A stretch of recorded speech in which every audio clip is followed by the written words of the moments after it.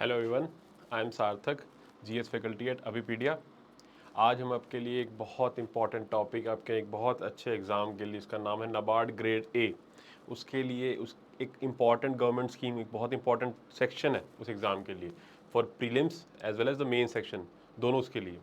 ठीक है, तो उसके लिए मैं आपके पास एक अच्छी इंपॉर्टेंट स्कीम पीएम प्रणाम वो डिस्कस करेंगे आज। ठीक है, but before that let us see at the result of Avipedia. See, number of selections in the last exam, NABARD grade A. You can see all those selections have gone through our institute. हमारे institute से आपको इतने सारे selection दिखेंगे। इसका reason है, reason is the effectiveness of the course, of the hard work that we put in for you. ठीक है, वो दिखता है यहाँ पर बोर्ड के ऊपर, आपको नेम इतने सारे ऐसे नहीं आए। ठीक है, जस्ट गो थ्रू दीज। आप भी इनमें से यहाँ पर आपकी भी फ़ोटो लग सकती है। ठीक है, for that you will have to enrol with us. ठीक है, आइए हमारे पास काफ़ी सारे कोर्स में एनरोल कीजिए and you can see it yourself कि how efficient and effective it is. ठीक है, सो अपनी नाबार्ड ग्रेड ए की प्रिपरेशन को अगर आप और अच्छे से करना चाहते हैं, यू वांट कि आपके चांसेस एनहेंस हों सिलेक्शन के, कि आपको मेक श्योर करना है एक सही गाइडेंस के अंदर, एक सही मेंटोरशिप के अंदर। ठीक है, आप इफेक्टिवली एक ही रास्ते में, आपका जो पाथ है उसी पे स्टिक रहें, उससे डाइवर्ट ना हो, उसी पे टिके रहें। तो please kindly enrol with us. ठीक है, फीस भी बहुत बेयर मिनिमम फीस है आपके लिए। ठीक है, so and you can be also one of them. Next आपकी यहाँ पे फोटो, नेक्स्ट ईयर आपकी फोटो यहाँ पे दिख सकती है। ठीक है, सो ओके, चलो see the toppers of 2022 also. ठीक है, ये 2021 का result, see the next year 2022 legacy continue रहती है। ठीक है, 45 selections, 45, you know the number of seats and 45 you know how much big proportion it is. ठीक है, we are very proud also, तभी हम आपको दिखा रहे हैं। अगर प्राउड मोमेंट नहीं होती हमारे लिए तो आपको डिस्प्ले भी नहीं की जाती। ठीक है, हम प्राउडली इसको बोल सकते हैं कि ये हमारे स्टूडेंट्स थे, हमसे पढ़ के गए हैं, जैसे अभी मैं आपको पढ़ा रहा हूँ वैसे ही हमसे पढ़ के गए हैं। ठीक है, उसके बाद सिलेक्शन लिया है and then now we are proudly announcing that these are the selection that we have gone through from our institute only. ठीक है, आप भी इनमें से एक हो सकते हैं, मैं अगेन रिपीट कर रहा हूँ, तो काइंडली एनरोल विद अस। ठीक है, and you will yourself see कि आपका जब सिलेक्शन होगा उसके बाद आपको भी दिखेगा कि कितना इफेक्टिव थी चीज़ें। ठीक है, एक होता क्या है ना कि प्रिपरेशन के टाइम आप, एक होता है हैफ हैज़र्ड मैनर प्रिपेयर करता है। ठीक है, कि कुछ भी उठा लिया, कोई टॉपिक पढ़ लिया, कुछ कर लिया, कभी पढ़ा कभी नहीं पढ़ा, कंसिस्टेंसी है कभी नहीं है। बट अगर आपके पास एक अच्छी गाइडेंस हो, एक अच्छा मेंटोर हो, आपके पास एक अच्छा स्टडी रिसोर्स हो, ठीक है, एक डिसिप्लिन वे में, एक इफेक्टिव, उसमें क्या होगा, आपकी इफेक्टिव आउटपुट अच्छा निकल के आता है। ठीक है, आप जो इनपुट दे रहे हो उस पर रिटर्न बड़ा अच्छा निकल के आता है। ROI बोलते हैं, एक टर्म होती है आपकी ROI।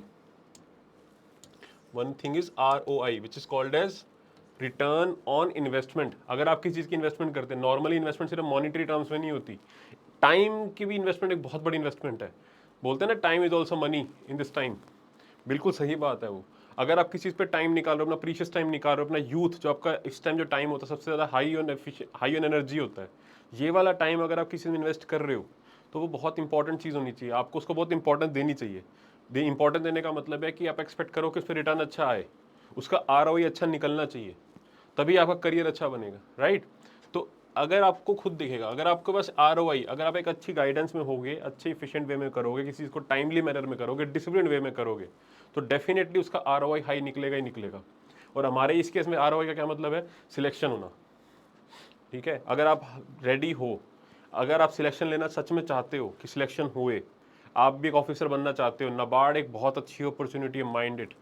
ठीक है, इस अपॉर्चुनिटी को ग्रैब करना चाहिए, मेरे को बिल्कुल करना चाहिए। ठीक है, नाबार्ड एक डेप्यूटेड इंस्टीट्यूशन है, सेफ जॉब है, बहुत अच्छे पर्क्स हैं। ठीक है, बहुत अच्छा, अगर आप ढंग से एग्जाम के लिए प्रिपेयर करें तो डेफिनेटली क्लियर भी होगा। ठीक है, सो प्रोवाइडेड उसके लिए क्या है, गाइडेंस की ज़रूरत होगी। ठीक है, so please enrol with us, kindly enrol with us and you will yourself see कि जब आपका ड्रीम पूरा होगा आपको खुद रियलाइज़ होगी ये चीज़ कि ये जो ROI, बहुत अच्छा ROI निकल के आया है। ठीक है, आपने टाइम एंड मनी दोनों चीज़ें इन्वेस्ट करी। ठीक है, तो और दोनों का रिजल्ट आपके सामने आएगा।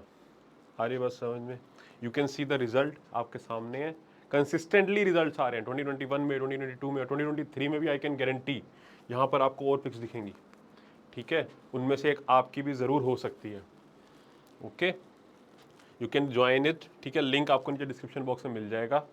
Okay, with this let us start today's lecture, ठीक है, अपना लेक्चर स्टार्ट करा जाता है उसके साथ, ठीक है। आज हम कौन सी इंपॉर्टेंट गवर्नमेंट स्कीम डिस्कस करने वाले हैं, वो है पीएम प्रणाम, ठीक है। ऐसा अभी लॉन्च नहीं हुई है ऑफिशियली, अब तरीके से लंबा, ठीक, बजट में बहुत ही ज़्यादा पॉपुलर स्कीम है, ठीक है। बजट के अंदर इसके बारे में मोदी साहब ने बहुत कुछ बोला हुआ है, ठीक है। ओके, और ये स्कीम आपके किस किस सेक्शन के लिए इंपॉर्टेंट रहेगी, प्रीलिम्स के लिए भी है, मेंस के लिए भी है। प्रीलिम्स के अंदर एग्रीकल्चर सेक्शन में भी काउंट कर सकते हो, इसको जनरल अवेयरनेस में भी काउंट कर सकते हो इसको आप, राइट, मल्टीपल सेक्शंस में इंप्लीमेंट हो सकती है। तो इस वे में बहुत इंपॉर्टेंट स्कीम है ये। अगर ये न्यूज़ में है, देखो जो चीज़ न्यूज़ में चल रही हो, गवर्नमेंट स्कीम मेरे को न्यूज़ में चल रही है, तो आपको ज़रूर पता होना चाहिए उसके बारे में, ठीक है। हमेशा पहला रूल होता है एग्जाम क्लियर करने के लिए, सब बच्चे यही सोचते रहते हैं कि हम इस टॉपिक को अच्छे से प्रिपेयर कर लें, उस टॉपिक को अच्छे से प्रिपेयर कर लें।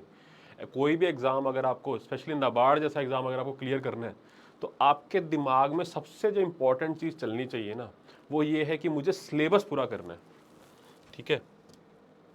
आपका क्या टारगेट होना चाहिए कि आपको सिलेबस, ठीक है, सिलेबस पूरा करना है।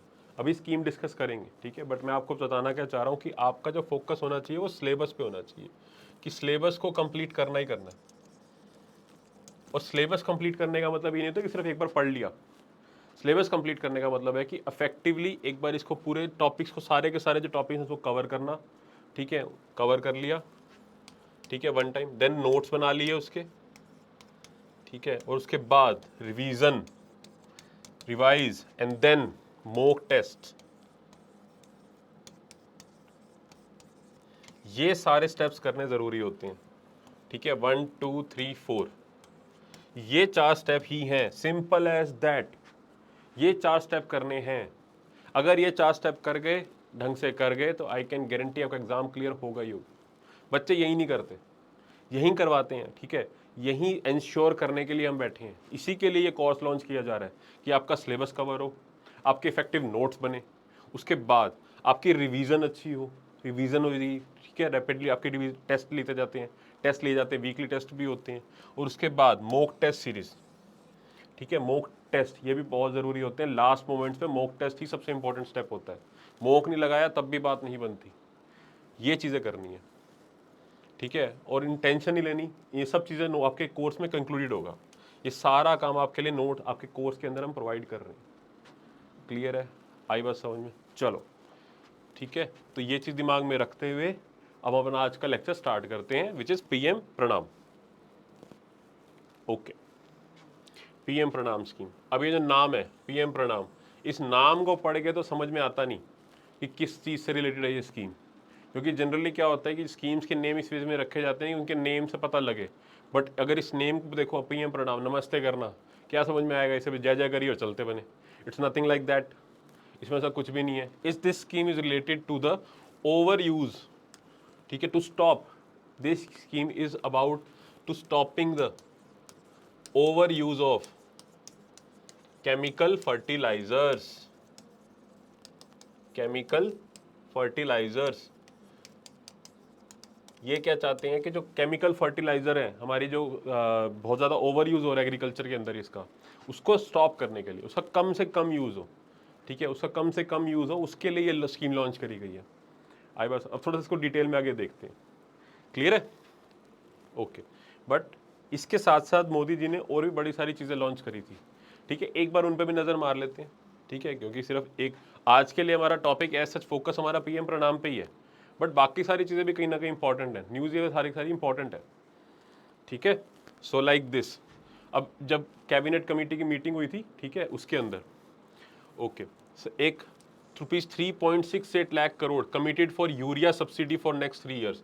यूरिया की सब्सिडी के लिए 3.68 लाख करोड़ की सब्सिडी अनाउंस करी है मोदी जी ने। बहुत बड़ी अमाउंट है, कुछ स्टेट्स की जीडीपी से भी ज़्यादा है ये, ठीक है। 3.68 लाख करोड़ की सब्सिडी, देख रहे कितना बड़ा अमाउंट सब्सिडी में जाता है। इस बर्डन को कम करने का भी टारगेट है इस पीएम प्रणाम के अंदर, अभी देखते हैं, ठीक है। पीएम प्रणाम स्कीम में कहीं 2-3 टारगेट है, उनमें से एक सब्सिडी को कम करना, सब्सिडी का बर्डन कम करना भी, अभी आएंगे उस पर। ओके, नेक्स्ट चीज़ क्या अनाउंस हुई थी? ₹1451, 1451 crore rupees 1451 crore rupees announced for market development assistance scheme to enrich the soil and reduce the over use of chemical fertilizers. See, soil के एनरिचमेंट के लिए, ठीक है, सॉइल के एनरिचमेंट के लिए इतना पैसा डिवोट किया जा रहा है, और केमिकल फर्टिलाइजर के ओवर यूज को स्टॉप करने के लिए, रिड्यूस करने के लिए, लेसन करने के लिए भी इतना पैसा डेडिकेटेड किया जा रहा है। क्लियर है? आ रही है बात समझ में? आई होप समझ में आया होगा इतना। ठीक है, ओके। नेक्स्ट, जब अभी आज हमारा जो टॉपिक भी है PM Pranam scheme, it will be launched to incentivize the states और यूनियन टेरिटरीज, ठीक है, to promote balanced use of fertilizers and also to promote organic और नेचुरल फार्मिंग। ठीक है, बैलेंस्ड यूज। अभी देखते हैं सब कुछ, अभी ये इसी को डिटेल में करना है कि क्या किस बला का नाम है पीएम प्रणाम। व्हाट इज पीएम प्रणाम? बोल तो दिया मोदी जी ने। मोदी जी की सारी स्कीम्स हम देखोगे, इनके नाम अपने आप में बड़े यूनिक होते हैं, हर एक स्कीम। मेरे हिसाब से तो इन्होंने कोई मिनिस्ट्री बना रखी है, कोई डिपार्टमेंट पक्का बैठा रखा होगा वहाँ पर, जो सिर्फ यही बैठा डिस्कस करते रहते हैं कि क्या नेम रखें। बहुत ही यूनिक नेम रखे जाते हैं, which is very good also. Remember करना भी ईजी होता है, आपके लिए अच्छी बात है वैसे तो। टेक इट एज मतलब होता है ना, हर चीज़ में अपना एक पॉजिटिविटी भी निकाल के चलो, अच्छे से प्रिपरेशन होती है आपकी, एंजॉय करते हुए चलो जर्नी को। ठीक है, ओके। सो पीएम प्रणाम स्कीम को प्रणाम करते हुए, नमस्ते करते हुए, ठीक है, सत श्री अकाल करते हुए चलेंगे, इसमें देखेंगे क्या है इसमें। Okay, next, introduction of sulphur coated urea. Okay, इसको यूरिया गोल्ड भी कहा जाता है। इससे पहले नीम कोटेड यूरिया भी आया था, उसको भी गवर्नमेंट ने लॉन्च कर रखा है। ठीक है, वो भी पर्पस था कि यूरिया की सब्सिडी को कम करने के लिए, उसकी स्मगलिंग को रोकने के लिए भी कहीं ना कहीं, ठीक है, उसके लिए किया गया था। अब एक सल्फर कोटेड यूरिया की बात भी हो रही है कि सल्फर, इसकी एडवांटेजेस वगैरह क्या है, ये हम अगले फर्दर लेक्चर्स में देखेंगे जब ये लॉन्च होगा। बट आज के लिए पीएम प्रणाम भी है। अभी के लिए इतना समझ लो, it is to address sulphur deficiency of soil and save input cost for the farmers. Sulphur की डेफिशिएंसी को पूरा करने के लिए भी, ठीक है, सल्फर कोटेड यूरिया लेके आ रहे हैं, यूरिया गोल्ड इसको बोला जा रहा है। आपके एग्जाम में क्वेश्चन आ सकता है ऐसी, यूरिया गोल्ड कि उसके ऊपर किसकी कोटिंग होगी, आपके सामने ऑप्शन आ जाएगा, sulphur, nitrogen, Neem and any other, ऐसे चार इंग्रेडिएंट दे देंगे सिंपली, तो क्या होगा वो सल्फर। यहीं से ऐसे ही क्वेश्चंस बनते हैं प्रीलिम्स के अंदर। ठीक है, वैसे छोटे छोटे फैक्ट्स, अगर आप होलसम तरीके से किसी टॉपिक को प्रिपेयर करो तो क्वेश्चन तो झक मार के होते हैं। क्वेश्चंस क्यों नहीं होंगे, बिल्कुल होंगे। जब सब कुछ ढंग से अच्छे से कवर करके जा रहे हो, सिर्फ रट्टे नहीं मार के जा रहे, कुछ लिमिटेड सा टॉपिक नहीं करके जा रहे, सिलेबस को तरीके से कवर करके जा रहे हो, तो क्वेश्चंस क्यों नहीं होंगे। उसके बाद भी अगर क्वेश्चन नहीं हो रहे तो वो किसी से नहीं होंगे, वो ऐसे टाइप के क्वेश्चन है, फिर उसकी टेंशन नहीं लेनी होती। एक बार आप सिलेबस अच्छे से कर जाओ, होलसम कर जाओ, सारा का सारा करंट अफेयर अच्छे से कर लिए, न्यूज़ पेपर अच्छे से कर लिए हमारे साथ रह के, ठीक है, एक टॉप अपना जो स्टैटिक वाला पार्ट है वो कर लिया, डायनेमिक वाला पार्ट है वो कवर कर लिया, फिर बचा क्या, मॉक टेस्ट लगा लिए, रिवाइज कर लिया, बस दैट्स इट। अच्छे से प्रिपेयर कर जाओ, एग्जाम होना ही होना है फिर। ठीक है, इतना ही रखना होता है, प्रिपरेशन को सिंपल रखो, लाइफ सिंपल रहेगी, एग्जाम सिंपल लगेगा और सिंपली क्लियर हो जाएगा, दैट्स इट। कॉम्प्लिकेट करोगे चीज़ों को तो चीज़ें कॉम्प्लिकेट होती चली जाती हैं, लाइफ कॉम्प्लिकेट हो जाती है, एग्जाम कॉम्प्लिकेट हो जाता है और रिजल्ट भी कॉम्प्लिकेटेड ही आता है फिर। ठीक है, ओके, चलो विद दिस हमने देख लिया, यूरिया गोल्ड देख लिया, ठीक है, यूरिया सब्सिडी देखी, पीएम प्रणाम, और एक इसकी सॉइल एनरिचमेंट की बात देख ली। अब आते हैं अपनी स्कीम के ऊपर, विच इज़ पीएम प्रणाम। ठीक है, अब यहाँ पर देखते हैं इसकी फुल फॉर्म पीएम प्रणाम की। सी, कैसे तोड़ मोड़ के बनाई हुई है, यही याद करते यही है, तोड़ मोड़ के बनाइए बट बना देते हैं। Like programme for restoration, important है, ऑल दो इसकी फुल फॉर्म इंपॉर्टेंट है, उसको नेगलेक्ट नहीं कर सकते, एग्जाम में आपके आ सकती है सीधा सीधा, आपसे सीधा से फुल फॉर्म भी पूछ लेंगे वो। ठीक है, कुछ इंपॉर्टेंट स्कीम्स की पता होनी चाहिए। Okay, PRANAM, programme for restoration, awareness, nourishment and amelioration of mother earth, okay, will be launched to incentivize the states and union territories to promote alternative fertilizers. यहाँ पर क्या वर्ड इंपॉर्टेंट है, alternative fertilizers as well as the full form. Full form क्या है, programme for restoration,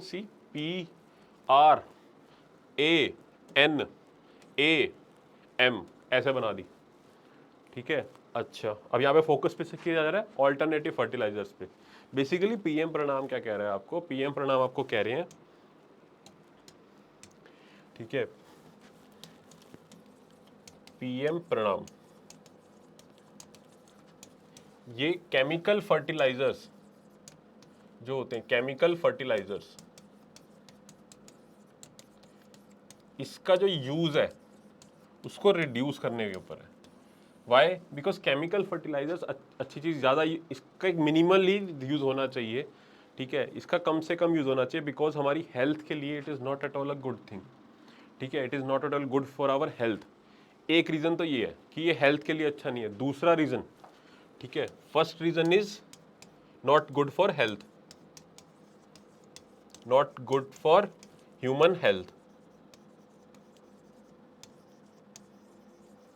after a particular amount, after a particular amount, ठीक है, एक reason तो ये। Second reason it is in financial terms, पैसे की भाषा में जो बात करते हैं, क्या चीज, सब्सिडी। सेंटर की सब्सिडी का बहुत बर्डन है, सेंटर सब्सिडी बर्डन, ठीक है, to reduce centre subsidy burden, ठीक है। सैमसंग सॉरी सेंटर जो है वो जो फर्टिलाइजर प्रोड्यूस करने वाली कंपनी है उनको ह्यूज अमाउंट में सब्सिडी प्रोवाइड करती है, बिकॉज एग्रीकल्चर हमारे लिए बहुत इंपॉर्टेंट है। India being an agriculture country, primary हमारे पे 70% हमारी पॉपुलेशन अभी भी एग्रीकल्चर पे ही है, तो उसके लिए सब्सिडी, अब फर्टिलाइजर से यूज़ तो हो रहा है तो उसके लिए सब्सिडी प्रोवाइड करनी पड़ती है, तभी फार्मर्स जो है हमारे यहाँ पे इसका यूज़ कर पाएंगे। और ये सेंटर के ऊपर एक बहुत ह्यूज बर्डन है। अभी आपको डाटा दिखाऊंगा मैं, ठीक है, U S L will see the data, ठीक है। तो एक इस चीज़ को भी अगर केमिकल फर्टिलाइजर का यूज़ कम होगा तो ऑब्वियसली सब्सिडी का बर्डन भी डिक्रीज होगा, ठीक है। ये दो प्राइमरी रीज़न है, हेल्थ का और सब्सिडी का बर्डन कम करने का सेंटर का, ठीक है। इसके लिए इसका एम है पीएम प्रणाम स्कीम का। सिंपल चीज़ों को सिंपल रखो। पीएम प्रणाम स्कीम किसके लिए? केमिकल फर्टिलाइजर्स का ओवर यूज़ को कम करने के लिए, उसको डिक्रीज करने के लिए। और क्यों कम करना है? Why we want to reduce the over use of chemical fertilizers? Because they are not good for health, वो ह्यूमन हेल्थ के लिए अच्छी चीज़ नहीं है। और दूसरा, सेंटर की सब्सिडी का बर्डन को भी डिक्रीज करना चाहते हैं। क्लियर है? ओके, ठीक है। See PM Pranam scheme, promotion for alternative nutrients for agriculture management योजना स्कीम। ओके, इसका ऑब्जेक्टिव क्या है? To encourage the balanced use of fertilizers in conjunction with bio fertilizers and organic fertilizers, ठीक है। इसको लास्ट में देखेंगे कि व्हाट आर बायो फर्टिलाइजर्स, एक आपको हिंट दूंगा, और नैनो फर्टिलाइजर्स भी होते हैं, ठीक है। ये क्या कह रहे हैं बेसिकली कि केमिकल फर्टिलाइजर्स का यूज़ कम होना चाहिए और बायो फर्टिलाइजर्स का यूज़ ज़्यादा होना चाहिए, ऑर्गेनिक फर्टिलाइजर्स का यूज़ ज़्यादा होना चाहिए। ऑर्गेनिक फर्टिलाइजर्स क्या होंगे? जो आपके ऑर्गेनिक मनूवर से बने होते हैं, ऑर्गेनिक जो चीज़ों से बने होंगे, राइट, कार्बन बेस्ड जो होते हैं, ठीक है। ओके, उनका यूज़ का प्रमोट किया जा रहा है बजाय केमिकल फर्टिलाइजर्स के। उनको साइड करो, ऑर्गेनिक फर्टिलाइजर्स का ज़्यादा यूज़ करो, बायो फर्टिलाइजर्स का ज़्यादा यूज़ करो, ठीक है। इसका एम क्या है? टू ब्रिंग डाउन, सी यहाँ पे सब्सिडी बर्डन की बात भी आ गई, to bring down the subsidy burden on chemical fertilizers which is estimated to reach ₹2.25 lakh crore in 2022-2023, which is 39% higher than 2021 figure of 1.62 lakh crore। देख रहे हो, 2.25 लाख करोड़ तक का सब्सिडी बर्डन की एक्सपेक्टेशन है, ठीक है। और लास्ट ईयर का फिगर भी कुछ खास कम नहीं है, 1.62 लाख करोड़, ठीक है। दिख रहा है आपको सब्सिडी बर्डन, उसको डिक्रीज करने की बात हो रही है, उसके लिए आया जा रहा है, ठीक है। अब स्कीम के थोड़े figures and fact and figures की बात करते हैं। स्कीम के अंदर किस डिपार्टमेंट के अंदर है? Basically it comes under department of fertilizers, ठीक है। किस स्कीम ने? Ministry of chemicals and fertilizers, ठीक है, ministry of chemicals and fertilizers, ministry of chemical and fertilizers ने इसको लॉन्च, उस मिनिस्ट्री के अंदर आ रही है। स्कीम किस मिनिस्ट्री के अंदर है? Ministry of chemicals and fertilizers, ठीक है। डिपार्टमेंट ऑफ फर्टिलाइजर्स के थ्रू रन किया जाएगा। मिनिस्ट्री के अंदर होते हैं ना डिपार्टमेंट्स, मिनिस्ट्री के अंदर कई सारे डिपार्टमेंट्स होते हैं, ठीक है। Okay, the scheme will have no separate budget, see this is an important fact, it will have a no separate budget and will be financed through the savings of existing fertilizer subsidy under schemes run by the Department of Fertilizers, ठीक है। ये क्या बोला जा रहा है? ये क्या बता रहे हैं आपको? ओके, कि नॉर्मली क्या होता है ना, नॉर्मली स्कीम्स कैसे रन की जाती हैं ये फर्टिलाइजर्स के ऊपर, कि सेंटर जो है, ठीक है, सेंटर स्टेट को देते हैं, स्टेट को क्या देते हैं? Funding to run the subsidy programmes for fertilizers, fertilizer subsidy programme.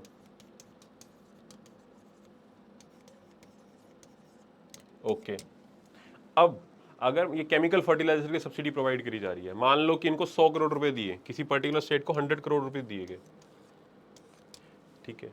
अब ये 100 करोड़ अलॉट हो गए एज सच। अब अगर मान लो केमिकल फर्टिलाइजर्स का यूज़ ही किसी, अगर स्टेट जो है, स्टेट को कहा जाए कि आप केमिकल फर्टिलाइजर्स का कंट्रोल करो, उसको यूज़ को कम करो, अगर वो केमिकल फर्टिलाइजर्स के यूज़ को कम करेंगे, ठीक है, तो उनको पैसे भी आगे सब्सिडी में कम देने हैं।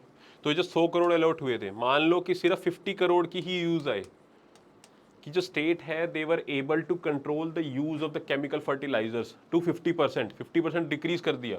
वहाँ पर उन्होंने ऑर्गेनिक फर्टिलाइजर्स को प्रमोट किया और केमिकल फर्टिलाइजर्स को कम यूज़ करने के लिए बोला गया, और it actually happened, they were able to control it. तो जो बचे हुए 50 करोड़ होंगे, 100 में से 50 करोड़ तो अभी भी केमिकल फर्टिलाइजर सब्सिडी में गए, और जो बचे हुए 50 करोड़ होंगे, ठीक है, उसका यूज़ करेंगे वो ऑर्गेनिक फर्टिलाइजर के प्रमोशन के लिए, राइट। केमिकल फर्टिलाइजर को डिक्रीज करा ऑर्गेनिक फर्टिलाइजर के प्रमोशन के लिए, मतलब अल्टरनेटिव फर्टिलाइजर के प्रमोशन के लिए। वहीं पीएम प्रणाम स्कीम का एम है हमारा कि केमिकल फर्टिलाइजर का रीयूज कम करो और ऑर्गेनिक फर्टिलाइजर, जो other alternative fertilizer like nano fertilizer, bio fertilizers, इनका यूज ज़्यादा करना है। क्लियर है। तो उसके लिए लेकिन कोई सेपरेट पैसे अलॉट नहीं करे सेंटर ने कि भाई उनको प्रमोशन के लिए पैसा लगता है, बायो फर्टिलाइजर प्रोवाइड करने के लिए, नैनो फर्टिलाइजर प्रोवाइड करने के लिए भी खर्चा आता है। तो उसके लिए जो पैसा जो यहाँ से बचेगा, केमिकल फर्टिलाइजर की सब्सिडी में से जो पैसा बचेगा उसी का यूज़ करेंगे। अब इसके दो ऑब्जेक्टिव से दो फायदे होंगे। एक तो स्टेट, जितने कौन सी स्टेट ज़्यादा से ज़्यादा केमिकल फर्टिलाइजर की सब्सिडी को रोकेगी, ठीक है, केमिकल फर्टिलाइजर के यूज़ को कंट्रोल करेगी, उसके बाद ज़्यादा पैसा होगा दूसरे ऑल्टरनेटिव फर्टिलाइजर को यूज़ करने के लिए, ठीक है, आर्य बात समझ। और दूसरी चीज़ सब्सिडी कम होएगी। क्लियर है। तो इसके लिए कोई सेपरेट बजट नहीं है, ठीक है, जो पैसा यहाँ से बचेगा उसी का यूज़ करके वो ऑल्टरनेटिव फर्टिलाइजर्स के लिए अलॉट होंगे, स्टेट्स करेगी, ठीक है। आई होप आपको इतना समझ में आया होगा। ओके, तभी इसके लिए कोई सेपरेट बजट नहीं आया। एक इंपॉर्टेंट पॉइंट है, प्रीलिम्स में पूछ सकते हैं इसके लिए जो है पैसा कहाँ से आ रहा है, फंडिंग का क्वेश्चन पूछते हैं वो, ठीक है। Okay, then see 50% of the subsidy savings will be passed on at grant to the states that saves the money, ठीक है। अब जो सब्सिडी सेविंग्स होंगी, ठीक है, सब्सिडी की जो सेविंग्स होंगी, वही मैंने आपको एग्जांपल दिया था, that will be given to the states backward return, back in return. वो जो पैसा बचा वो स्टेट्स को ग्रांट की तरह वापस मिल जाएगा, जो उनको सब्सिडी के लिए पहले मिला था, तो 50% सेविंग्स जो होंगी वो उनको वापस सब्सिडी की तरह मिल जाएंगी, ठीक है। And then 70% of the grant, मतलब मैंने बताया आपको, देखो यहाँ पर 100 करोड़ मिला था, ठीक है, 100 करोड़ में से मान लो उन्होंने 50 करोड़ खर्च किया, ठीक है, 50 करोड़ बच गए, अब वो ग्रांट की तरह उनको वापस मिल जाएगा। क्लियर है, आगे बस 50 करोड़ खर्चा हुआ, बाकी 50 करोड़ बच गया, तो वो उन स्टेट्स को ग्रांट की फॉर्म में वापस मिल जाएगा, और उस 50 करोड़ में से जो ग्रांट की तरह मिला उनको, ठीक है, उस 50 करोड़ का 70% जो होगा, ठीक है, उस 50 करोड़ का जो 70% होगा, that will be used for asset creation related to technological adoption of alternative fertilizers and alternate fertilizer production unit at the village, block and district levels. Clear है, ये उस डेवलपमेंट के लिए यूज होगा ऑल्टरनेटिव फर्टिलाइजर्स की। Clear है, उसकी technological advancement के लिए यूज होगा, खर्चा आता है। क्लियर है, तो उसके लिए यूज होगा। और remaining 30% grant money can be use for rewarding and encouraging farmers, panchayats, farmer producer organizations and self help groups that are involve in the reduction of fertilizers use and awareness generation, ठीक है। बाकी 30% किसके लिए use होगा, awareness generation वगैरह के लिए, block development level के लिए, ठीक है, सेल्फ हेल्प ग्रुप्स की डेवलपमेंट के लिए। क्लियर है, okay. The calculation reducing chemical fertilizer use of urea in any year will be compared to the average consumption of urea during the last 3 years, ठीक है। ये पॉइंट क्या है आपका, कैलकुलेशन मेथड की बात हो रखी है, ठीक है, लास्ट 3 ईयर्स की कंजम्पशन मेथड। अब ये स्टेट्स के पास मेथड होते हैं, सेंटर के पास खुद का कैलकुलेशन मेथड है टू मेजर कि कौन सी स्टेट कितना कंजम्पशन कर रही है फर्टिलाइजर्स का, उसका मेथड है उनके पास। अरे बस उसके लिए एक फर्टिलाइजर मिनिस्ट्री के अंदर एक IFMS करके इनका पोर्टल है, ठीक है, इंटीग्रेटेड फर्टिलाइजर मैनेजमेंट सिस्टम। ये एक पोर्टल है जिसका यूज़ किया जाता है। ओके, सी अब यही बात यहाँ पर, नीड ऑफ द स्कीम की नीड क्यों है, ये देख रहे हो आप, केमिकल फर्टिलाइजर्स की रिक्वायरमेंट कैसे इंक्रीज होती जा रही है, this is not good for health. इसी को कंट्रोल करने के लिए PM प्रणाम स्कीम लेके आए हैं, ठीक है। देखो केमिकल फर्टिलाइजर 2017 के बाद 2021 के अंदर इंक्रीज देख रहे हो आप, ठीक है। सी हेयर, कहाँ 528 लाख मीट्रिक टन चाहिए थी और अब 640 लाख मीट्रिक टन, 21% का इंक्रीज हो गया, विच इज ए ह्यूज। हर एक फर्टिलाइजर के अंदर लाइक यूरिया, डायमोनियम फास्फेट, ठीक है, पोटाश, ठीक है, NPK, इन सब के अंदर इंक्रीज है, ठीक है, सब के अंदर इंक्रीज है, सो मच। ये फैक्ट इंपॉर्टेंट है वैसे आपके लिए, ठीक है। 528 से आज की डेट में कितना है, 640 point around 640 lakh metric ton. Clear है। तो अब ये दिख रहा है कितना ज़्यादा इंक्रीज होता जा रहा है, इसी को कंट्रोल करने के लिए, ठीक है। सी सब्सिडी बर्डन ऑलरेडी। अब फर्टिलाइजर के अंदर क्या होता है ना कि सब्सिडी का क्या सीन होता है कि जो प्रोड्यूसिंग जो केमिकल जो इंडस्ट्रीज है, जो फर्टिलाइजर प्रोड्यूसिंग इंडस्ट्री है, उसको एज सच आफ्टर सब्सिडी नहीं मिलती पेमेंट के बाद, उसको पहले से ही देनी पड़ती है। मतलब अगर कोई, मैं एज अ फार्मर अगर के पास एक फर्टिलाइजर इंडस्ट्री के पास जाऊंगा तो मुझे ऑलरेडी सब्सिडाइज रेट के ऊपर ही वो सामने से मिलेगा। मान लो एमआरपी अगर 10,000 रुपये है, या फिर अगर इस एग्जाम्पल की बात करूँ कि अगर मान लो एमआरपी 17,000 है, ठीक है, तो मुझे ऑलरेडी वो सब्सिडाइज प्राइस पे लाइक 590 5900 के अराउंड ही वो जो फर्टिलाइजर है वो मिलता है, सब्सिडाइज प्राइस पे मिलता है। और फिर उसी सब्सिडाइज प्राइस का यूज़ करके, मतलब जो फर्टिलाइजर इंडस्ट्री है वो आफ्टर द सेल उसको फिर गवर्नमेंट की साइड से सब्सिडी मिलती है। इट्स नॉट लाइक कि मैंने बेच दिया, ठीक है, आफ्टर द सेल मैंने प्रोडक्ट बेच दिया, उसके बाद जो सेलर है वो अपने आप जाके सब्सिडी लेगा गवर्नमेंट से, ऐसा नहीं है। यहाँ पे जो प्रोड्यूसर है उसको सब्सिडी कलेक्ट करनी पड़ती है गवर्नमेंट से। क्लियर है। ये चलता है फर्टिलाइजर इंडस्ट्री के अंदर सब्सिडी वाला सीन, ठीक है। वहाँ पर थोड़ा सा डिफरेंट होता है। आई होप आपको समझ में आया होगा। वही यहाँ पर प्रोवाइड कर रखा है द डिफरेंस। सी एग्जाम्पल के लिए देखते हैं, the MRP of Neem coated urea is fix by the government at this 5900 per ton, which whereas its average cost plus price payable to the domestic manufacturers and importers come around rupees 17,000 and 23,000 per ton। Government ने fix कर दिया 5900, जबकि एक domestic producer को कितना पड़ रहा है, 17,000 रुपये, वही सेम चीज़। तो जो डिफरेंस होगा 17,000 और इसके अंदर, वो गवर्नमेंट उस फर्टिलाइजर डोमेस्टिक मैन्युफैक्चरर को प्रोवाइड करेगी एज अ सब्सिडी, ठीक है। The difference which varies according to the plant wise production cost and import price is footed by the centre as a subsidy which goes to the companies. Clear है, आ रही बस समझ में, ठीक है, ओके।